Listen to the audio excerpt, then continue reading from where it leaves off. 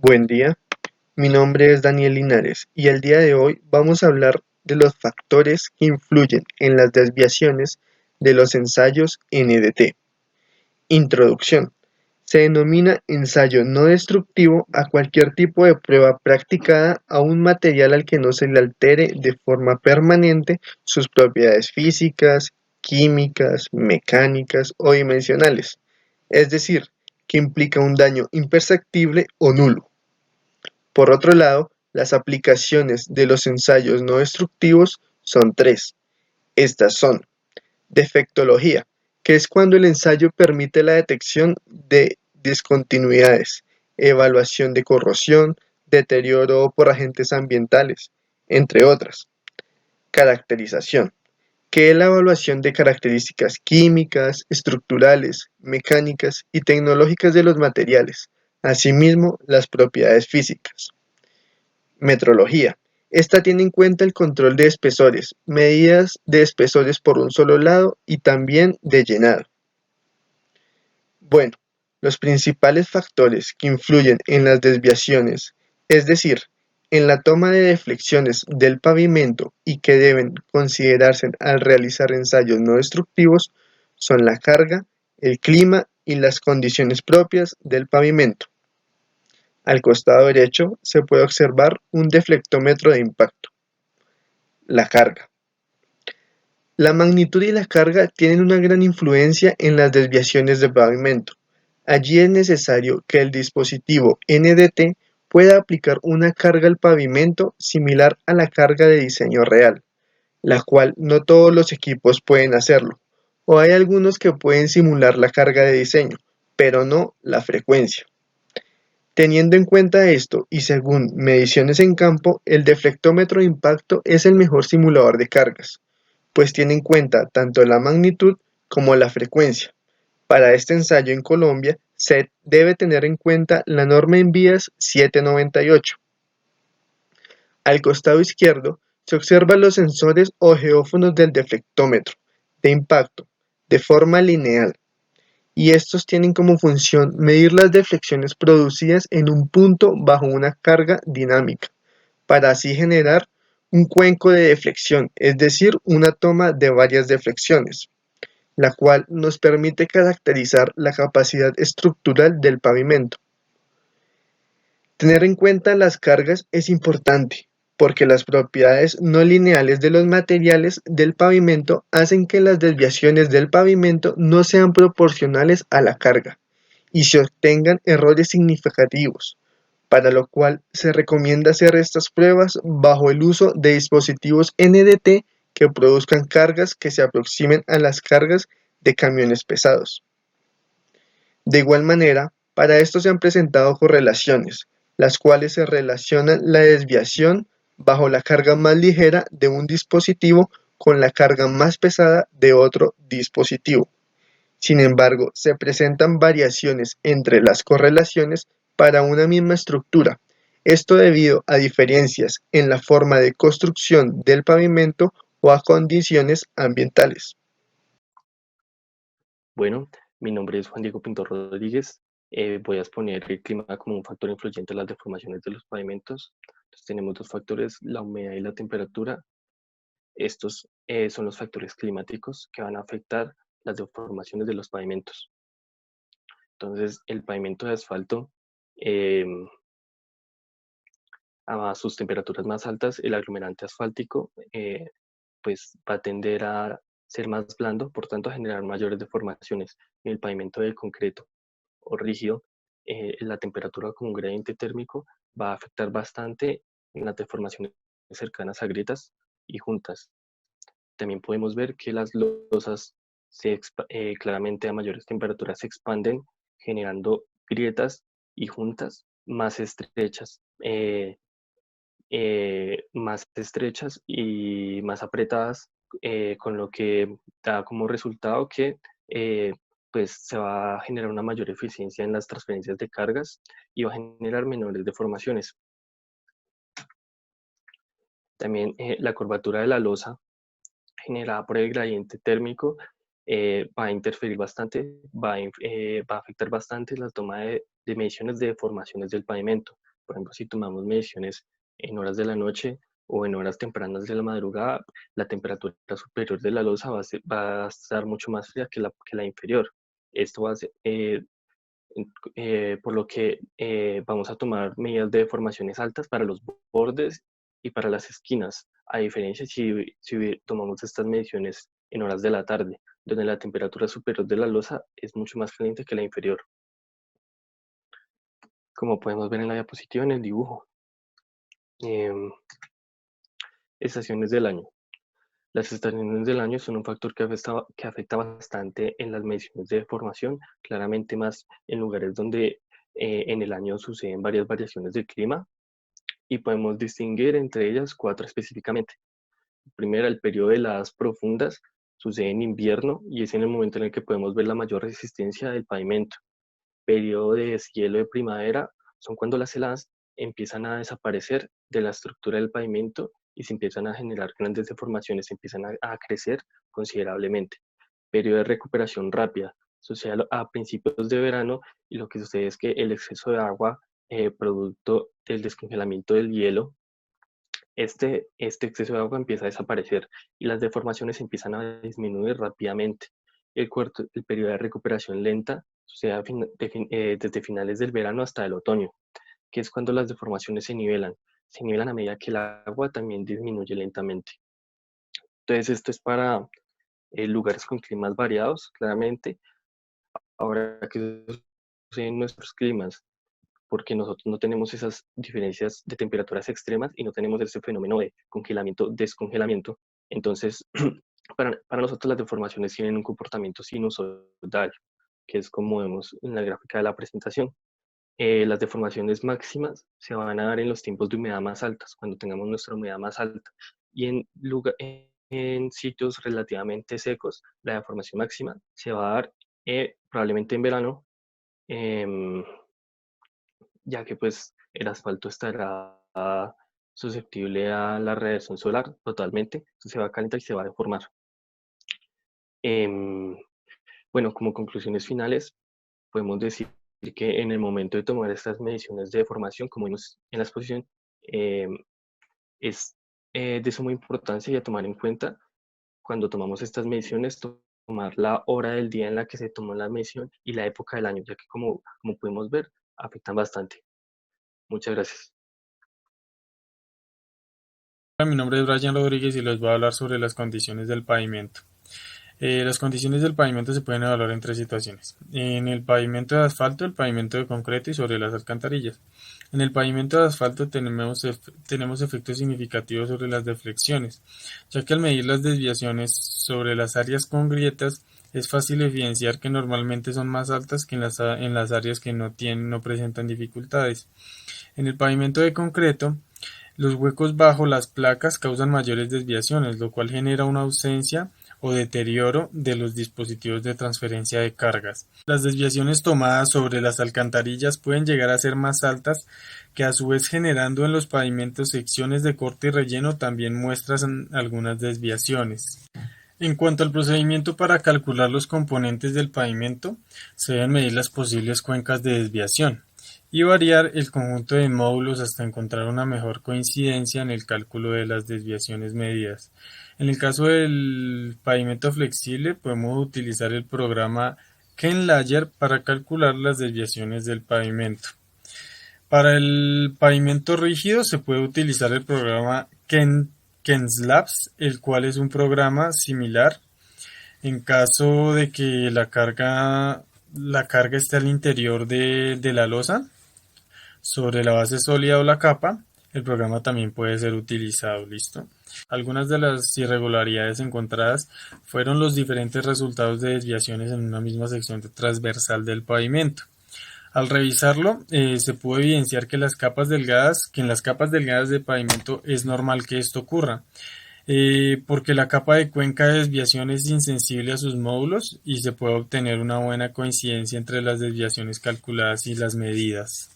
Debido a que los juicios de ingeniería tienen un papel importante en todas las situaciones, por lo cual se desarrolló un sistema experto para servir como un procesador para el programa del cálculo posterior. En 1995, Igitz y Coetze presentaron una visión general de los procedimientos típicos que se utilizan actualmente para la evaluación del pavimento, centrándose principalmente en el cálculo posterior. Hay más de 30 softwares basados en la teoría elástica multicapa. Y los nuevos que van a seguir apareciendo no tienen mucha diferencia a los que existían en ese momento. O sea, se hacía como una comparación de los software y se cree que pues los software que en ese momento estaban utilizando no iban a, no, en el futuro no iban a cambiar mucho. Bueno, mi nombre es Alejandro Sierra y yo voy a explicar el método manual con la figura que se muestra. Esta figura lo que muestra es un sistema de 3 capas con las desviaciones de la superficie medidas por sensores, por 5 sensores ubicados en ciertos puntos. Se supone arbitrariamente que la carga se distribuye a través de las diversas capas de acuerdo con las líneas discontinuas. Debido a que los sensores 4 y 5 están fuera de la zona de tensión del HMA y de la base granular, las desviaciones en los sensores 4 y 5 dependen únicamente del módulo subrasante y son independientes de los módulos de HMA y la base granular. Por lo tanto, al aplicar el programa del sistema de capas se puede suponer cualquier módulo razonable para el HMA y la base granular. Y el módulo de subrasante se puede variar hasta una condición una condición satisfactoria entre la deflexión calculadas y medidas de los sensores 4 y 5 que se obtuvieron. La deflexión en el sensor 3 depende del módulo de la base granular y en la subrasante, independientemente del módulo del HMA. Debido a que el módulo de la subrasante se ha determinado previamente, el módulo de la base granular puede variar hasta que se obtenga una condición satisfactoria entre la deflexión calculada y medida en el sensor 3. Lo mismo se aplica para los sensores 1 y 2 y se puede determinar el módulo del HMA. La explicación de lo que dije anteriormente con los módulos de la capa afectan a las desviaciones de la superficie de la superficie demasiado. Y bueno, entonces la desviación en cualquier sensor dado se ve afectado por el módulo de todas las capas, cada una en un grado diferente. Sin embargo, este sistema de 3 capas siempre se aplica el siguiente principio general, que es que las desviaciones de los sensores lejos de la carga se ajustan al módulo de la capa inferior.